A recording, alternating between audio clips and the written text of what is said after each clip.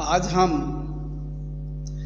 ME 209 mechanical second year के छात्रों के लिए वर्कशॉप टेक्नोलॉजी एंड मेट्रोलॉजी के यूनिट 3 ड्रिलिंग मशीन के बारे में चर्चा करने को तैयार हैं।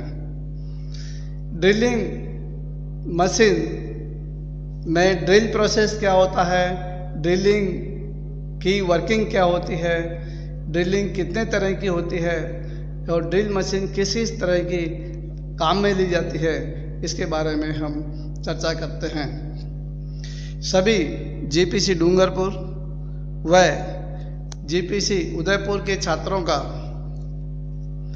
ME 209 workshop technology and metrology के ड्रिलिंग मशीन यूनिट 3 में जो YouTube चैनल के माध्यम से ली जा रही है, सभी छात्रों का स्वागत है। चलो आइए हम ड्रिलिंग प्रोसेस व इनके बारे में जानकारी हासिल करते हैं।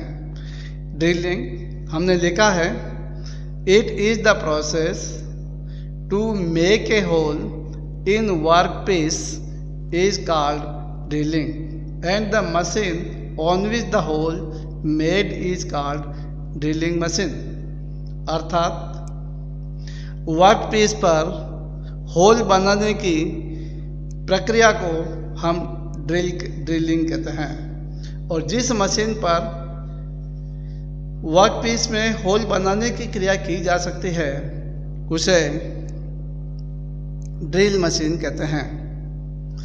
ड्रिल मशीन को हमने 5 भागों में विभाजित किया है, जैसा कि हमने हमारे क्लासिफिकेशन डायग्राम में, ब्लॉक डायग्राम में बनाया है कि पहला है मल्टी स्पाइंडल ड्रिल मशीन, दूसरा है गैंग ड्रिल मशीन, तीसरा है डीप होल ड्रिल मशीन, चौथा है small diameter hole drill machine और पांचवा है पोर्टेबल टाइप ड्रिल मशीन।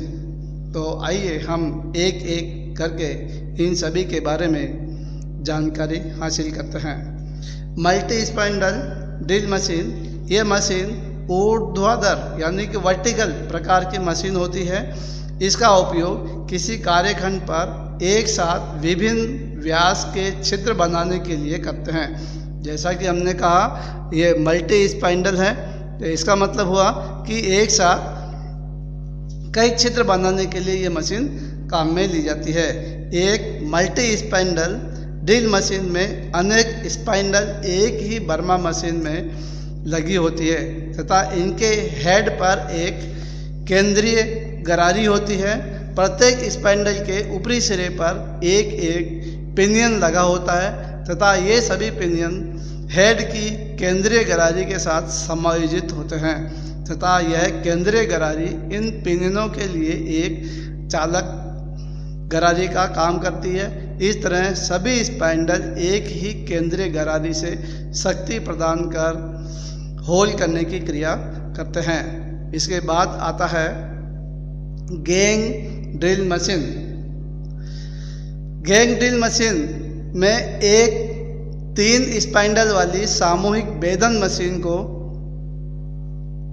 हम गैंग ड्रिल मशीन कहते हैं। जब बहुत सारे होल स्पाइंडल एक मेज पर स्थित होते हैं, बहुत सारे ड्रिल एक ही मेज पर स्थित होते हैं, इसे सामूहिक भेदन मशीन कहते हैं। इसमें इकहरे स्पाइंडल वाले भेदन हेड को एक ही सर्वनिष्ठ लंबी मेज पर एक के बाद एक श्रृंखला के रूप में लगाते हैं।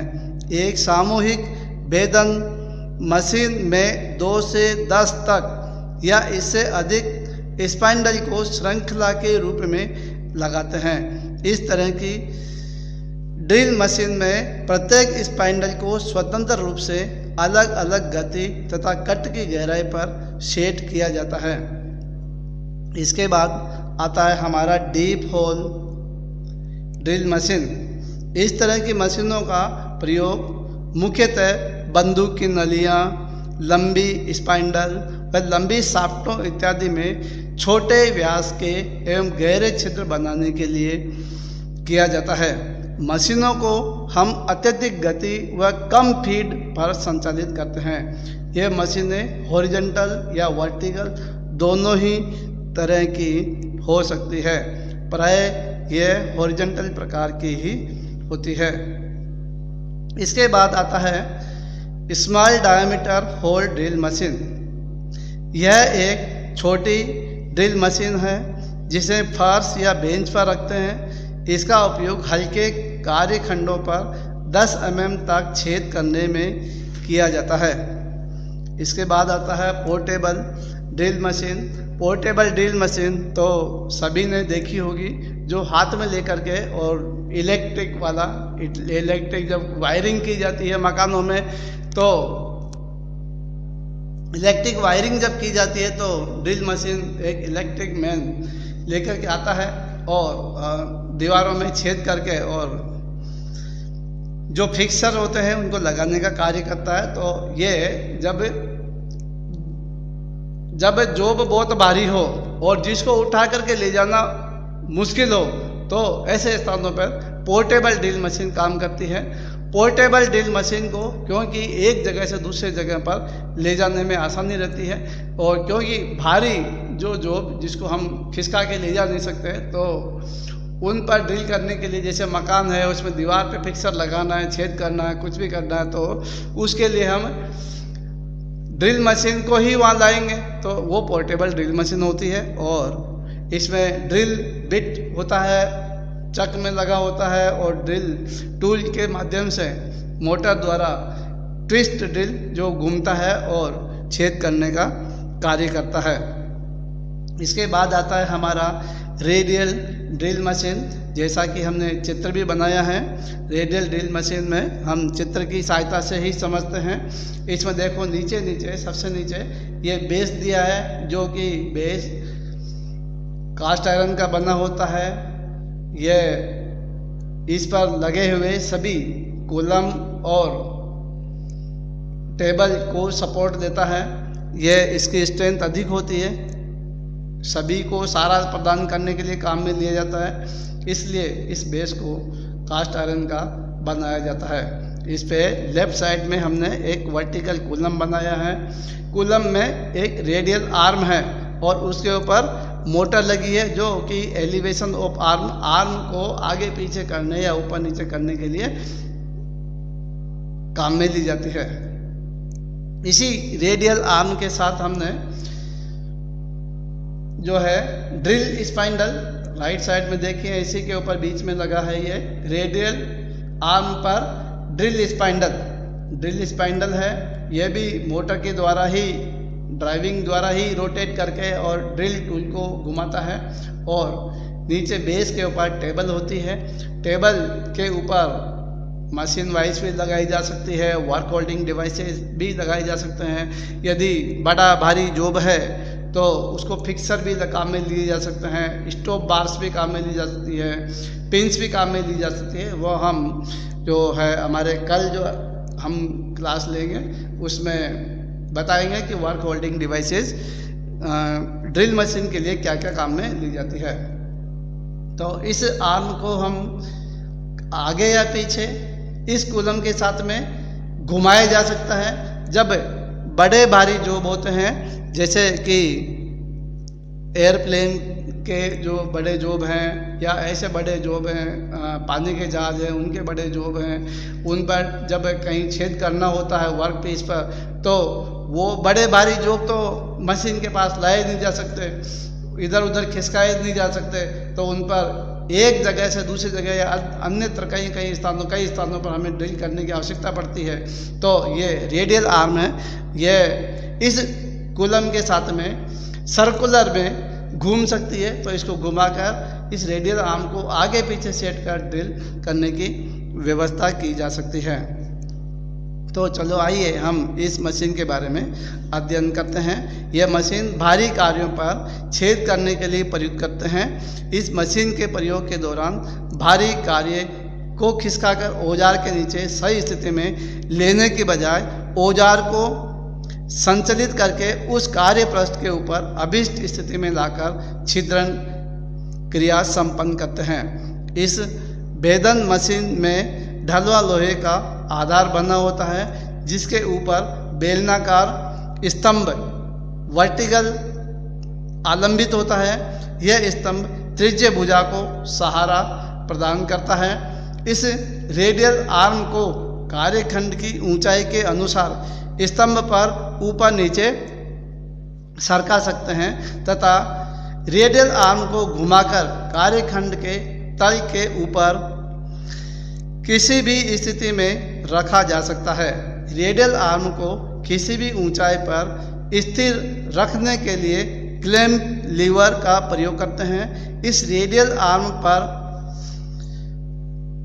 ड्रिल हेड या ड्रिल स्पाइंडल लगे होते हैं, जो रेडियल आर्म पर बने हॉरिजॉन्टल निर्देशक मार्गों पर क्षैतिज दिशा में आगे पीछे संचालित किया जा सकता है। रेडियल ड्रिल मशीन में सभी तीनों समायोजन संयुक्त रूप से अस्तमन समय में पर्याप्त बचत करने में सहायक होते हैं, जिनके कारण ड्रिल को कार्यखंड पर छिद्र करने के लिए किसी भी स्थिति में रखा जा सकता है। कुछ रेडियल ड्रिल मशीनों में स्थिर आधार के स्थान पर रोटरी आधार लगा होता है, जिसके कारण किसी भी इच्छित कोण पर भेदन क्रिया संपन्न की जा सकती है। इसमें 3 तरह के जो है रेडियल आर्म मशीन काम में ली जाती है, तो इनको भी हम चर्चा के दौरान ही साथ में ले लेते हैं।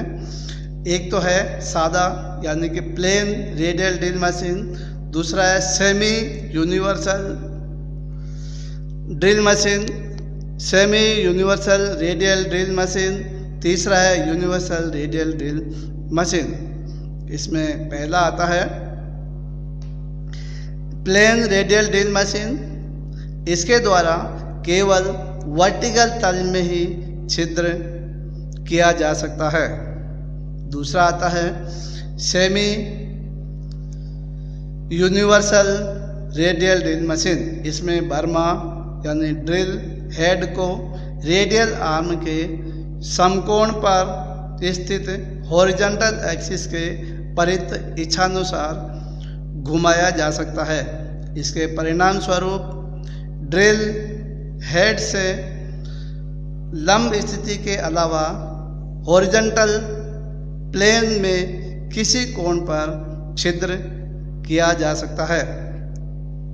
तीसरा आता है यूनिवर्सल रेडियल ड्रिल मशीन। इसमें सभी हलचलों के अतिरिक्त इसकी रेडियल आर्म जिस पर कि हेड ड्रिल स्पाइंडल लगा होता है, इसको हॉरिजॉन्टल एक्सिस के परित भी घुमाया जा सकता है, जिसके कारण इस मशीन के द्वारा कार्यखंड पर किसी भी कोण पर छिद्र किए जा सकते हैं। तो यह है हमारी रेडियल ड्रिल मशीन। इसमें हमने चित्र बनाकर समझाया है। इस चित्र की सहायता से हम पुनः देखते हैं। यह मशीन, इसमें हमने लिखा है, यह मशीन भारी कार्यों पर छिद्रण करने में प्रयुक्त होती है। इसमें भारी कार्य को टूल के नीचे लाने के बजाय आर्म को घुमाकर आगे पीछे सरकाकर कार्य के पास टूल को लाया जाता है। इसकी आर्म को हॉरिजॉन्टल एक्सिस के परित घुमाया जा सकता है, जिससे कार्यखंड के किसी भी कोण पर होल बनाया जा सकता है। ये हमारे रेडियल ड्रिल मशीन और ड्रिल मशीन के क्लासिफिकेशन का टॉपिक समाप्त होता है। Thank you.